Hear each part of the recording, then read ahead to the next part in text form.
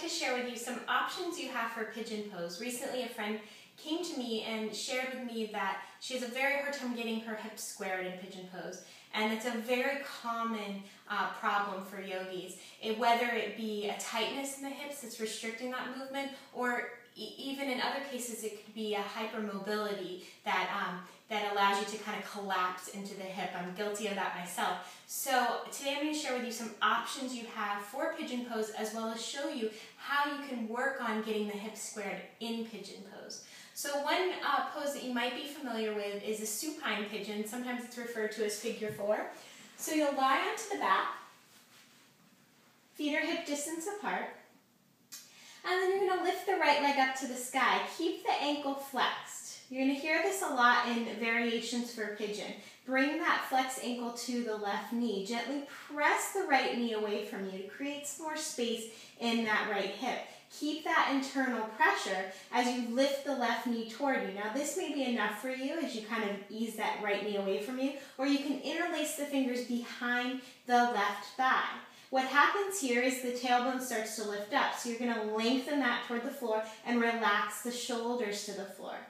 Keep that internal pressure of the right knee moving away from you. Now why do we have the right foot flexed? It's to protect the ankle and knee joint.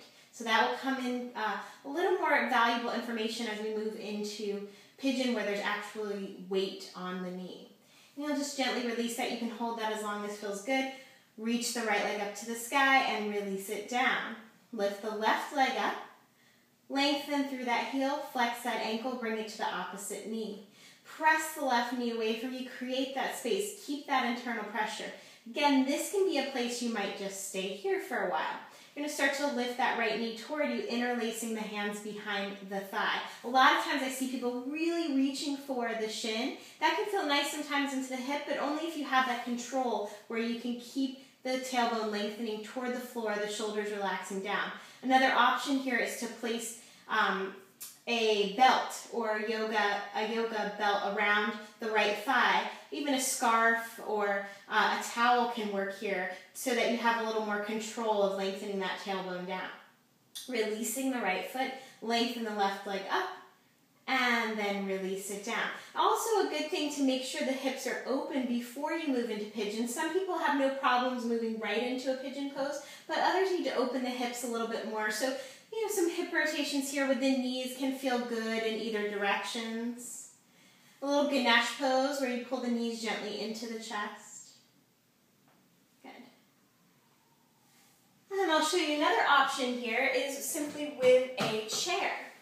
So, take your chair. This is good if you're traveling. I share this with a lot of people that I know that travel very frequently on flights, and they want to know some things they can do on an airplane. So you can take basically the same pose we just did. Right ankle to knee, flex that ankle, and just kind of press that right knee away from you, creating space in the hip.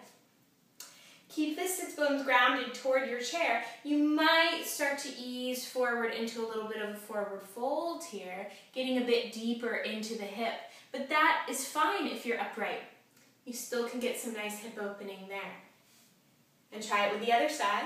Keep that ankle flexed, press that left knee away from you, not forcing it away from you. So if your knee looks a little more like this, that's okay. Just energetically be guiding that knee down. Again, you can take a little fold forward here if that feels appropriate to your body. And stay here for as many breaths as you like. Now taking that same variation of pigeon without the chair, so say you're on your yoga mat and you'd like to do that same variation, you can take the knees out in front of you, bent knees, and you'll take the ankle to the knee. Now for a lot of people this is intense right where it is. You might even want to prop the hips up onto a couple of blankets. Hands will press into the floor and lift the heart, let the shoulder blades move back in space. Again, that same energy of the right knee moving away from you. To lessen the intensity of this, you straighten the left leg. To intensify this, you bend that knee more and lift the heart. So no slouching here, heart lifting, sternum lifting. Good, and then you'll switch. Again, you can stay in these poses for as long as you'd like. Just know that you have options in a yoga class, that you don't always have to do what the yoga teacher is saying.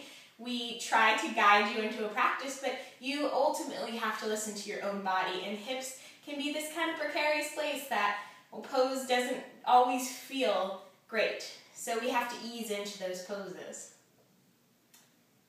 Wonderful, and you'll release that. You can shake it out. So now we have options for pigeon pose. There are a lot of ways to elevate the hip in pigeon pose. And one of the most common ways I see is with a blanket or a block. So coming into pigeon pose, let's see, I'll do the left leg first so you can see me.